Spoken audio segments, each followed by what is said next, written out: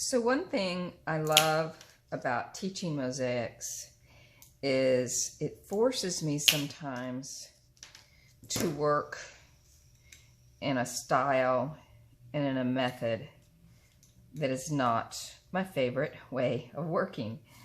I tend to cut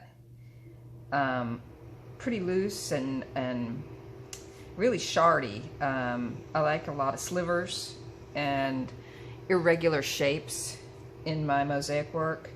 I've even created an army of what I call shard monsters because I like slivers of glass. And so working like this, where I'm trying to cut a little more precise and a little more formally, is hard for me. It's really hard for me. And I'm kind of hating this right now. But I want to teach my students keystoning, and I want to get better at keystoning, and I want to teach them to cut circles. I do like cutting circles. That is one thing I like doing, and I want them to know how to cut circles and keystones. So I'm playing around with the sample tile right now, and I am not loving it, but I think I'll end up liking it okay. And it's supposed to function. I think it's just going to be like a little coaster. I'll probably put like some cork on the back of it or something, if you know, just to make it, you know, a little more functional as a coaster. So that's what I'm doing today. I'm trying to work out a sample to present in class, and like I say, it's not my favorite way of cutting and working, but you know what?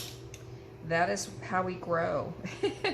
That is how we grow as artists, and is to try things and do things that you may not be great at. But and as a teacher, I don't think I have to be completely perfect at everything in order to teach it. And if I have a student that is 10 times better at cutting than me, I applaud them and I celebrate them. I'm like, yay. You love this and you're really good at this, and that's wonderful. So I don't think to be a great teacher you necessarily have to be perfect at everything, but the important thing, you know, is to admit you're not perfect at everything and to be willing to try, you know. And if I can get that across to my students, it's like, yeah, I struggle too, but I'm willing to attempt this. And so that's where I'm at today.